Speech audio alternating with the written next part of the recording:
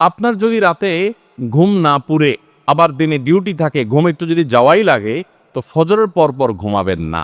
আলহামদুলিল্লাহ আমাদের বাসায় আমরা এটা প্র্যাকটিসটা প্রতি বছর খুব হার্ডলি করার চেষ্টা করি। ফজরের পর কোনো ঘুম নেই, ফজরের পর একটু কোরআন তেলাওয়াত করেন।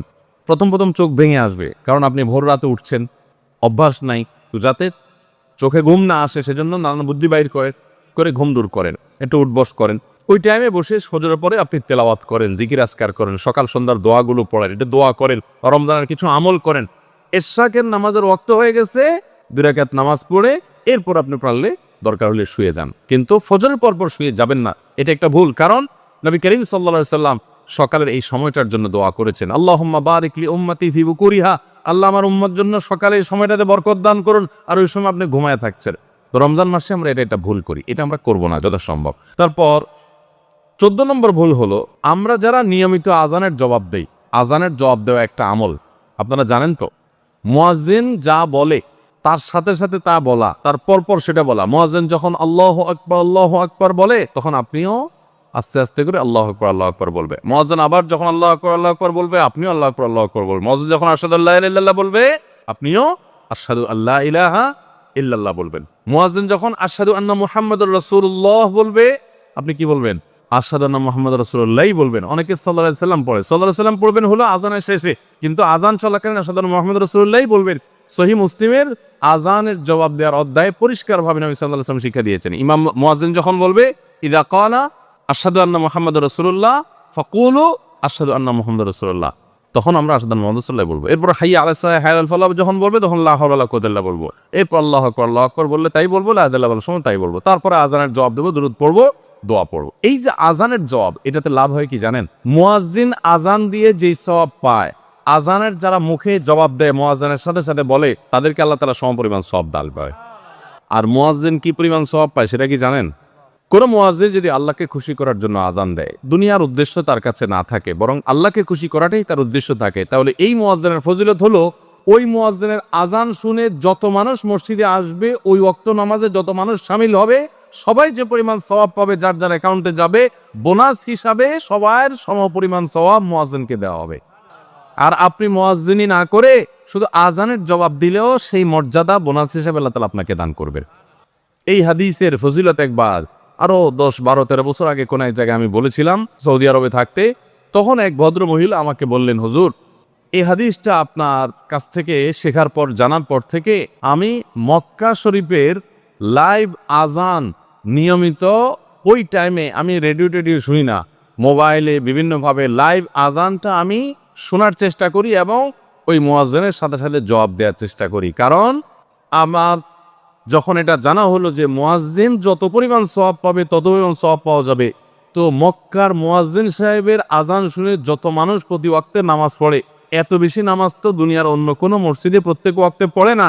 সো আমি লক্ষ লক্ষ মানুষের নামাজ পড়ার সমপরিমাণ সওয়াব, মুয়াজ্জিনের পরিমাণ পেতে চাই, সেজন্য মক্কার লাইভ আজানটা আমি ফলো করি। সুবহানাল্লাহ, আমি অবাক হয়ে গেলাম। মানুষ আল্লাহর সন্তুষ্টির জন্য কতভাবে চেষ্টা করে, অথচ আমরা হেলায় হারিয়ে ফেলি। আপনার মহল্লার যে আজানটা সবার আগে আপনার কানে আসে, আপনার মহল্লার আজান, ওটার জবাব আপনি দিবেন, এরপর বাকিগুলো আপনি দিতে পারলে দিবেন, না দিতে পারলে না। এই যে আজানের জবাব, এই আজানের জবাবটা আমরা অনেকে 12 মাসে একটু আধটু দেওয়ার চেষ্টা করলেও, রমজান মাসে মাগরিবের নামাজের আজান, এটার জবাব নিয়মিত আজানের জবাবকারীরাও দেয় খুব কম। এটা রমজানের একটা ভুল। কেন দেয় না? কারণ সেই আসরের পর থেকে নিয়ে 10, 12 পদ, 13 পদ, 14 পদ ইফতার সামনে নিয়ে বসে যে দাঁত কচকচ করতেছিল, হাতগুলো শুধুমাত্র আঁকুপাকু করতেছিল যে কখন আপনার বেগুনি ধরবে, কখন পেঁয়াজ ধরবে, কখন বুটমরিতে হাত দিবে। যখন এই আঁকুপাকু করতেছিল, সূর্য ডুবছে, মুয়াজ্জিন সাহেব আল্লাহু আকবার হাঁকা শুরু হয়েছে, আর হুমড়ি খেয়ে অমনে ঝাঁপায়া পড়ছে, খাইতে খাইতে কখন আজান শেষ হয়ে গেছে টেরও পায়নি। ঠিক না বেঠিক? আপনি খান, ওয়াক্ত হয়ে গেছে, সাথে সাথে আপনি খেলেন, আজান শুনলেন, সাথে সাথে আপনি খেলেন, ভালো কথা। একটু মুখে দিয়ে খেতে খেতে খাওয়ার ফাঁকে ফাঁকে মুয়াজ্জিনের আজানের জবাবটা দিয়ে ফেলেন। কিন্তু ম্যাক্সিমাম মানুষ আমরা এই ভুলটা করি। আমি খেয়াল করে দেখেছি, যারা নিয়মিত আজানের জবাব দেয় তারাও দেখেছি এটা করে না, অর্থাৎ ভুল হয়ে যায়। তাহলে আমরা লক্ষ্য করবো তো ইনশাআল্লাহ, মাগরিবের সময় ইফতারের ফাঁকে ফাঁকে আমরা আজানের জবাব দিয়ে দিব। 14 নম্বর ভুলের কথা জানলাম, রমজান কেন্দ্রিক আমাদের 14 নম্বর ভুল জানলাম যে আমরা ইফতার খেতে খেতে মাগরিবের আজানের জবাবটা ভুলে যাই। এটা ভোলা উচিত না। রমজান মাসটা আরো বেশি করে করবেন, অন্যান্য মাসে করেন আপনি, রমজানে ইফতার অজুহাত দিয়ে মাগরিবের আজানের জবাব দিচ্ছেন, এটা গ্রহণযোগ্য হতে পারে না। 15 নম্বর আমাদের ভুল হলো আমরা তুফান মিল গতিতে তারাবি পড়তে পছন্দ করি। ঠিক না ঠিক? আমরা চেষ্টা করি আমাদের মোবাইল যদি 4G গতি থাকে তারাবি যেন 5G হয়। সব কিছুতে স্পিড ভালো না, সব কিছুতে স্পিড ভালো না। আপনার নেটের ক্ষেত্রে স্পিড যত বেশি হবে তত ভালো, বুঝলাম। তারাবির ক্ষেত্রে ওই তারাবির কোয়ালিটি বেশি হবে যেই তারাবি ধীরে সুস্থে হবে, আস্তে আস্তে হবে, শান্তভাবে হবে, বেশি সময় নিয়ে হবে। আমরা এখনো এত অজ্ঞানতার মধ্যে আছি ধর্মের ব্যাপারে।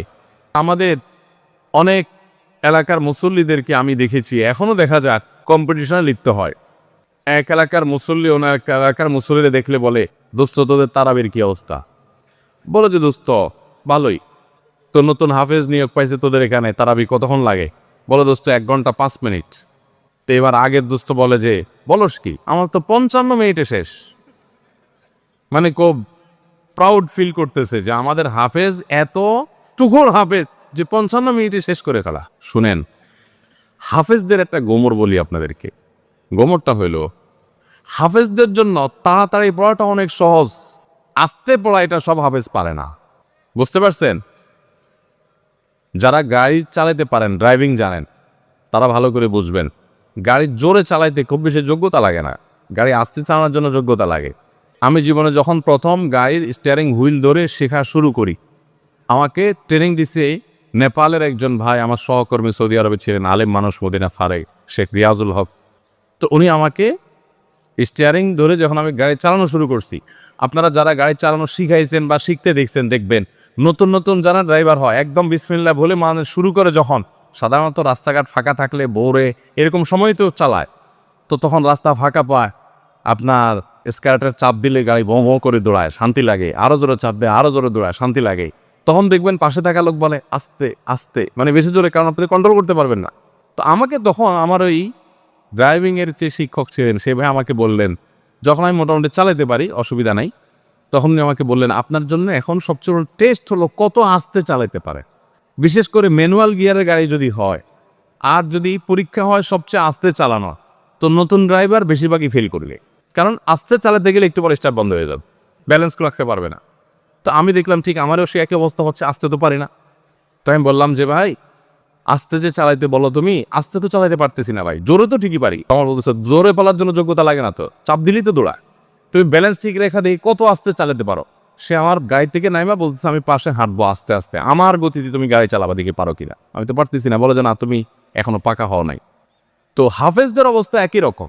হাফেজদেরকে যদি বলেন যে ধীরে ধীরে পড়েন আপনারা তারাবিতে, দেখবেন অনেক হাফেজ পারবে না, অনেক হাফেজ পারবে না, অনেকে পারবে, কিন্তু গতির সাথে তা পড়া এটা খুব সোজা কাম। ভাইরা আমার, আমরা তারাবিতে গতি দিয়া যদি পড়ি, অনেক মসজিদে আছে হাফেজ সাহেবরা বেচারারা গতিতে সাধে দেয় না, মুসল্লিদের মুক্তাদিদের চাপের চোটে ওই বেচারারা দৌড়ের উপরে থাকে। হুজুর আপনার এত দেরি হয় কেন? পাশের মসজিদে মুসল্লিরা চলে আসে আমাদের আগে, রাস্তাঘাটে দোকানে এসে তারা চা খাওয়া শুরু করে, আমরা পরে বাইর হয়ে আমাদের মানিজ্যতা লাগে যে তোদের হাফেজ ভালো হাফেজ না। বুঝতে পেরেছেন? ওই কোপাল পড়ারা বুঝতেছে না যে তাড়াহুড়ো করাটা ভালো হাফেজ হওয়ার লক্ষণ না। তো এই জন্য ভাই, তারাবিতে অতিরিক্ত তাড়াহুড়া করা এটা হলো আমাদের বড় একটা ভুল। ঢাকার ধানমন্ডি তাকওয়া মসজিদে আমাদের মুফতি সাইফুল ইসলাম ভাই আজকের অতিথি, ওনার মসজিদে আমি একবার তারাবি করেছি। সুবহানাল্লাহ, এত ধীরস্থিরতার তারাবি আমি জীবনে কোথাও দেখিনি। এত ধীরস্থিরতার তারাবি, কিয়ামুল লাইল শেষ দশকে যে পড়ে, এত লম্বা সময় নিয়ে এত আস্তে আস্তে পড়েন। আলহামদুলিল্লাহ, মসজিদ ভর্তি মুসল্লি থাকে, পুরো ঢাকা থেকে মানুষ যায়। এরকম মসজিদ বাংলাদেশে আরও আছে, হাতে গোনা খুব কম। আমি অবশ্য তারাবিটা আমার বাসার নিচে আমার ছেলের ইমামতিতে সাধারণত পড়ি। তো যাই হোক, মসজিদে তারাবি এত ধীরস্থিরতার সাথে আমি ওখানে সবচেয়ে বেশি দেখেছি, আরও অন্যান্য জায়গায় থাকতে পারে। এই জন্য ভাইরা আমার, রমজানের ভুলগুলোর একটা হলো যে তারাবিতে তাড়াহুড়ো করি আমরা। তাড়াহুড়ো করবেন না। আপনার হাফেজ সাহেবকে যদি আপনি খুব গতিতে পড়তে বলেন, এক পারা যদি প্রথম কয়েকদিন তো 1.5 পারা পড়ে, এরপরে 1 পারা করে পড়ে শেষ পর্যন্ত। 1 পারা পড়তে এশার নামাজ সহজ, যদি তার তাড়াহুড়া করে পড়তে যদি 1 ঘন্টার সময় লাগে, তো ধীরস্থিরতার সাথে পড়লে 1 ঘন্টা বড় জোর 10 মিনিট সময় লাগবে। 5 থেকে 10 মিনিটের পার্থক্য, এর বেশি না। 5-10 মিনিটের জন্য আপনার পুরো 1 ঘন্টা তারাবিটা আপনি বরবাদ হয়ে যেতে পারে। যদি অতিরিক্ত তাড়াহুড়া হয়, অস্পষ্ট থাকে, তাহলে তারাবি পড়ার কোনো মানেই থাকতে পারে না। এজন্য তারাবিতে তাড়াহুড়ো করবেন না, ধীরস্থিরতার সাথে পড়বেন।